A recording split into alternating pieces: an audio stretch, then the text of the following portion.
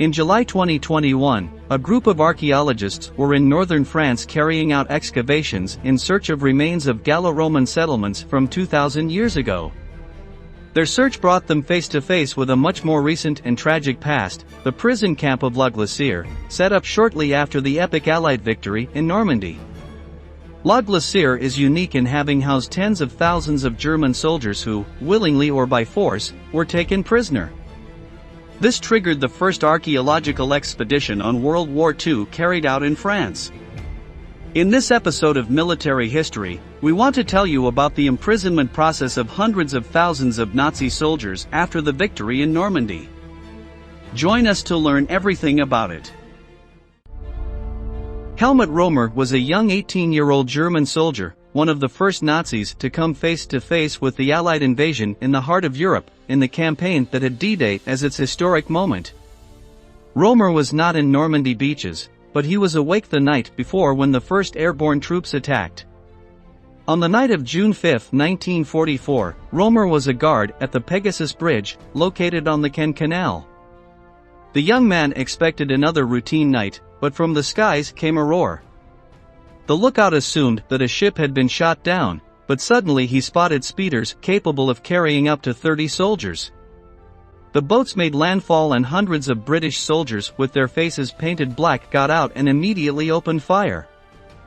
Romer was not heroic, he simply gave the warning, lit a flare to alert and prepared to run for his life.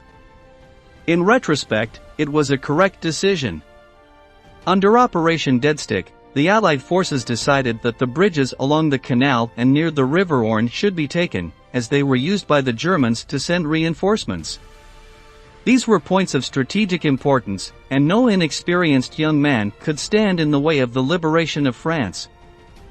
Romer's case was one of hundreds of thousands of Germans who lived through one of the bloodiest and most important moments of World War II. While its relevance often overshadows other equally or even more crucial operations, D-Day went down in history for good reason. The process of liberation of the territories of Eastern Europe was long and painful. After the D-Day landings, German surrenders were constant but small in number.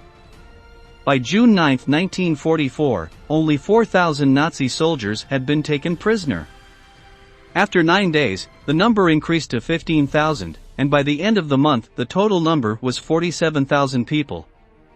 The following months were fluctuating, many Germans died from injuries and lack of supplies to care for the victims on both sides.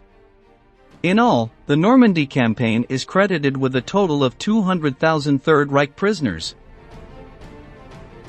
The increase in surrenders in Normandy was directly related to the successful invasions carried out in the south of France in mid-August. The German troops operating within French territory began to be isolated and without communication or supplies, in terrible conditions to resist the increasingly powerful Allied advance.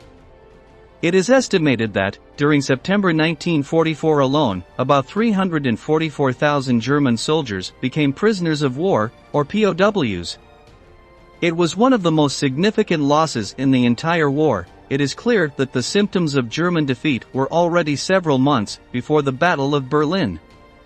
To put that number in perspective, over the course of the entire war, 173,000 British soldiers were taken prisoner.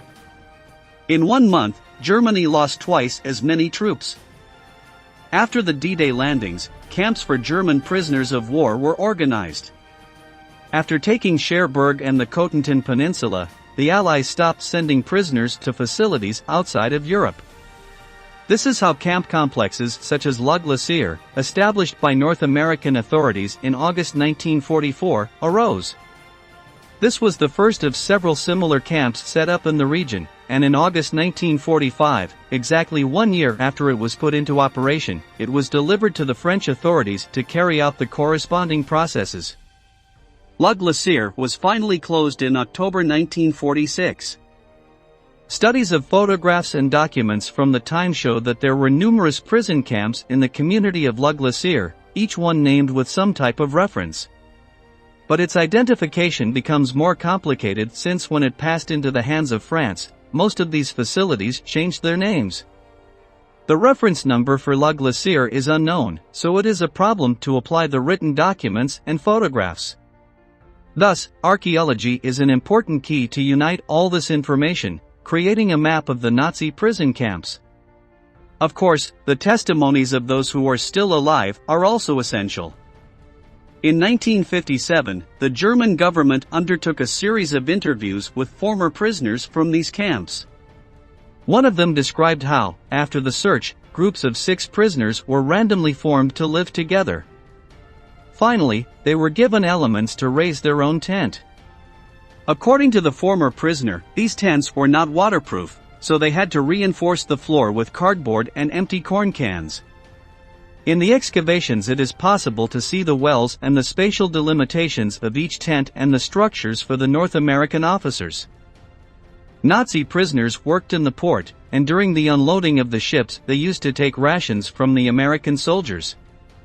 These stolen items were used to improve their living conditions, and cigarettes as a bargaining chip among the inmates. The prisoners had some freedom and could build a kind of community within the camps. There are no records of systematic mistreatment or any type of torture, although it is clear that the U.S. officials had no interest in making the stay of the POWs more comfortable. In other prison camps throughout France, German prisoners had to provide the labor to rebuild the country. An estimated 1 million Germans participated in this work, and all came from U.S.-run camps until 1946. Although food was scarce and camp work was hard, for many prisoners this was better than being sent to their devastated homeland, where there was neither food nor employment. More than 2.8 million German soldiers surrendered on the Western Front between D-Day and the last days of April 1945. These surrenders seriously weakened the German army, and prompted further surrenders throughout the territory, a sort of snowball effect. The number of prisoners on this front used to be higher, as those Germans who faced the Red Army used to fight to the death, and those who survived were usually executed by the Soviets. Their mutual hatred was too much to live as a prisoner. This is how we come to the end of the video. If you want to know more facts that set the story on fire, we invite you to subscribe and activate notifications. Until the next episode of Military History, thanks for joining us.